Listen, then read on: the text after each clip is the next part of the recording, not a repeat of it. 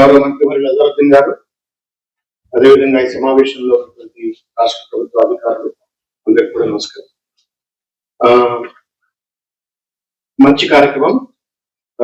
ప్రజల దగ్గరికి పాలన మాదిరిగా సమస్యలను క్షేత్ర స్థాయిలో పరిష్కరించడం కోసం తీసుకున్న కార్యక్రమానికి స్వాగతం తెలుపుతూ, ఒక డౌట్ 99 days ఎందుకు పెట్టినారు, 100 రోజులు ఎందుకు పెట్టలేదు, ఏమైనా అదృష్టానికి తెలియదు. Are is any reason? మీరు ఏమైనా 10 కార్యక్రమాలకు 99 రోజులు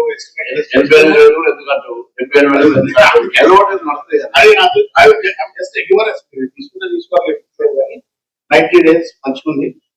అయితే ఒక పాయింట్ నేను చెప్పదలుచుకున్నాను. పిండి కొద్దే రొట్టె ఉంటుంది, డబ్బులు ఇవ్వకుండా. ఇంతకుముందు పెద్దలు మంత్రి గారు మాట చెప్పినారు, దోమల బిడద పరిష్కరించాలని. వాళ్ళకి సరైన డబ్బులు ఇస్తే తప్పనిసరిగా వాళ్ళు కూడా ఫాలోయింగ్ చేయగలుగుతారు. కాబట్టి ఈ 99 రోజుల కార్యక్రమానికి ప్రత్యేకమైన మంత్రి గారు ప్రభుత్వం ఏమైనా కేటాయించిందా? దయచేసి కేటాయించకపోతే కేటాయింపు చేసుకోండి అని కోరుతా ఉన్నాను. రెండోది ఏంటంటే, what is not measured cannot be monitored. What is not monitored, measured cannot be monitored. నేను ఇంతకుముందు హెల్త్ డిపార్ట్మెంట్ సంబంధించిన అధికారులు, మిగతా అధికారులు చెప్పిన ఇంత చాలా బాగా లిస్ట్ ఉంది. ఈ లిస్ట్ లో మాకైతే సర్క్యులేట్ చేయలేదు, ఎవరికి కూడా. మా వాళ్ళు కూడా ఎవరు అడగలేదు. ఎమ్మెల్యే చాలా కార్యక్రమాల్లో సప్లై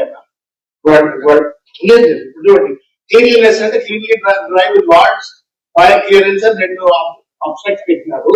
నా సబ్మిషన్ ఏంటంటే, ఇప్పుడు హెల్త్ డిపార్ట్మెంట్ అయినా, జిహెచ్ఎంసీ కమిషనర్ గారైనా, మిగతా వాళ్ళు చెప్పినటువంటి list of activities, detail list of activities agenda మీద డీటెయిల్ నోట్ ఒకటి మన కార్యక్రమం డీటెయిల్ గా మనం మెన్షన్ చేసిన బుక్ లో మనం ఇప్పుడు HMWS నుంచి ఏమేమి చేస్తా ఉన్నాం, లేకపోతే డిపార్ట్మెంట్ లో ఒక బుక్లెట్ కొడుతుంది.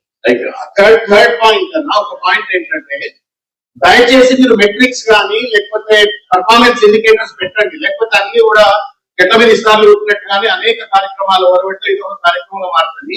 ఇప్పుడు ఫర్ ఎగ్జాంపుల్ కలెక్టర్ గారు మాట్లాడారు, ఎన్రోల్మెంట్ గురించి మాట్లాడారు. What is the target that government is likely to have? ఎంతమందిని మనము ఈ 99 days కార్యక్రమంలో ఎంతమందిని మనం ఎన్రోల్మెంట్ పెంచగలుగుతాము, డ్రాప్ అవుట్స్ తగ్గించగలుగుతాము? Some target for each of the activity కనుక ఎందుకంటే మీరు మెట్రిక్స్ ను కనుక పెడితే మీకు మంచిగా అవుతుంది మానిటర్ చేయడానికి. ఏ డిపార్ట్మెంట్ లో మీరు పొందుపరిచిన గోల్ ఏంటి, మీరు రీచ్ అయినటువంటి పరిస్థితి మీకు పెడతారు. కాబట్టి ఒక డాష్ బోర్డ్ క్రియేట్ చేసి ఆ డాష్ బోర్డ్ ను ప్రజాప్రతినిధులకు మీరు ఇచ్చినట్లయితే వాళ్ళు కూడా దాన్ని ట్రాక్ చేసుకోవడానికి అవకాశం ఉంటుంది. చివరిగా ఒక 2-3 అంశాలు మీ దృష్టికి తీసుకొచ్చి నేను ఫోన్ చేస్తాను. ఒకటి ఏంటంటే, దోమలు, కుక్కలు, ఇవన్నీ చాలా అంశాలు వాళ్ళు చెప్పినారు. బస్తీ దవాఖానకు సంబంధించిన అంశాలు కూడా చెప్పినారు. ఎడ్యుకేషన్ పాయింట్ ఆఫ్ వ్యూలో I wanted to humbly submit కూడా సబ్మిట్ చేస్తున్నా. దాదాపు 80% మంది పిల్లలు ఇవాళ ప్రైవేట్ స్కూళ్లలో చదువుతా ఉన్నారు. ఈ 99 రోజులలో అధికారులు ప్రైవేట్ స్కూళ్ళకు పంపించి ఆ ప్రైవేట్ స్కూల్స్ వసూలు చేస్తున్నటువంటి ఫీజులకు సంబంధించిన టారిఫ్ ను, ఫీజుల యొక్క వివరాలను సేకరించండి. ఎగ్జార్బిటెంట్ గా ఎవరైనా వసూలు చేసినట్లయితే వాళ్ళపైన చర్యలు తీసుకునే విధంగా పేద మధ్యతరగతి ప్రజలపైన భారం పడకుండా ఈ విద్యాశాఖలో జరుగుతున్నటువంటి ప్రైవేట్ స్కూళ్లలో జరుగుతున్నటువంటి లూటీని దయచేసి ఆపాలని చెప్పని కోరుకుంటా ఉన్నాను. తర్వాత ఇంకొక ముఖ్యమైనటువంటి అంశం, చైల్డ్ అండ్ వెల్ఫేర్ డిపార్ట్మెంట్ సంబంధించిన వాళ్ళు కూడా RPWD act is not being implemented in respect to the governments for what ever the reasons. RPWD act implement కాలేదు. 99 days లో ఈ RPWD యాక్ట్ కూడా పూర్తి స్థాయిలో స్కూల్స్ లో, కళాశాలలో పూర్తి స్థాయిగా అమలయ్యేటట్టుగా చర్యలు తీసుకోవాలని చెప్పని కోరుతూ, డ్రగ్స్ సంబంధించిన అంశంలో we are all talking about how do we find them, how do we imprison them, but then we don't have the programs or the rehabilitation centers. ప్రభుత్వాన్ని విజ్ఞప్తి చేసింది ఏంటంటే, ఎక్కువ మీరు కనుక రిహాబిలిటేషన్ సెంటర్స్ పెట్టినట్టయితే వాళ్ళు దాంట్లో పెట్టి ఆ ట్రీట్మెంట్ పొందే అవకాశం ఉంటుంది. కాబట్టి డ్రగ్స్ ప్లేయర్స్ ను కేవలం ప్యూరిటివ్ గా కాకుండా కొంత ఎంపథిక్ గా, హ్యూమనిస్టిక్ గా కూడా చూసినట్టయితే తప్పనిసరిగా దీంట్లో పరిష్కారం లభిస్తుంది అని చెప్పి భావిస్తూ, చివరిగా నేను ఇంకొక విషయం, ఇప్పుడు ఎడ్యుకేషన్ సంబంధించి చెప్పింది కాబట్టి బీసీ, ఎస్సీ, ఎస్టీ, మైనారిటీ సంబంధించి ఓవర్సీ స్కాలర్షిప్ సంబంధించి చాలా పెద్ద ప్రొఫైలింగ్ ఈ 99 days లో ఈ ఓవర్సీ స్కాలర్షిప్ సంబంధించిన అంశాన్ని కూడా దయచేసి సీరియస్ గా తీసుకోవాలని చెప్పి కోరుతూ, finally I only submit you. మీరు ఇంత పెద్ద ఎత్తున ఇంతమంది అధికారులను పిలుచున్నారు, మమ్మల్ని పిలుచున్నారు, మీరు పిలుస్తాను వచ్చినాము. If this program has to be seen as a successful program after 99 days, please have metrics. ఏం టార్గెట్ పెట్టుకున్నాం, ఏం టార్గెట్ అచీవ్ అయినాం, అది ఎంతో ఆబ్జెక్టివ్ గా మెజర్ చేయడానికి అవకాశం ఉంటుంది. మీకు కూడా సక్సెస్ఫుల్ గా మానిటర్ చేయడానికి అవకాశం ఉంటుంది. చెప్పి కోరుకుంటాం. Thank you. దివాకర్ గారు, గౌరవ మంత్రివర్యులు అజరుద్దీన్ గారు, అదేవిధంగా ఈ సమావేశంలో ఉన్నటువంటి రాష్ట్ర ప్రభుత్వ అధికారులు అందరికీ కూడా నమస్కారం. మంచి కార్యక్రమం. ప్రజల దగ్గరికి పాలన మాదిరిగా సమస్యలను క్షేత్ర స్థాయిలో కోసం తీసుకునే కార్యక్రమానికి స్వాగతం తెలుపుతూ, ఒక డౌట్ 99 days ఎందుకు పెట్టారు, 100 రోజులు ఎందుకు పెట్టలేదు, ఏమైనా అదృష్టంగా తెలియదు. Are is any reason? మీరు ఏమైనా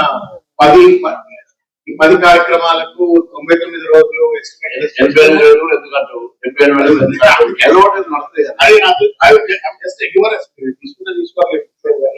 90 days మంచుకుంది.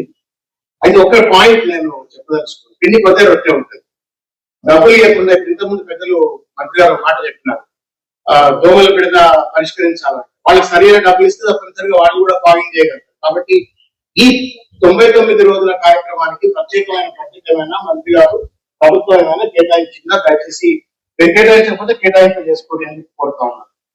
రెండోది ఏంటంటే, what is not measured cannot be monitored. What is not monitored, measured cannot be monitored. నేను ఇంతకుముందు హెల్త్ డిపార్ట్మెంట్ సంబంధించిన అధికారులు, మిగతా అధికారులు చెప్పిన చాలా బాగా లిస్ట్ ఉంది. ఈ లిస్ట్ లో మాకైతే సర్క్యులేట్ చేయలేదు ఎవరికి కూడా, మా వాళ్ళు కూడా ఎవరు అడగలేదు. ఎమ్మెల్యే చాలా కార్యక్రమాల్లో సప్లై చూడండి.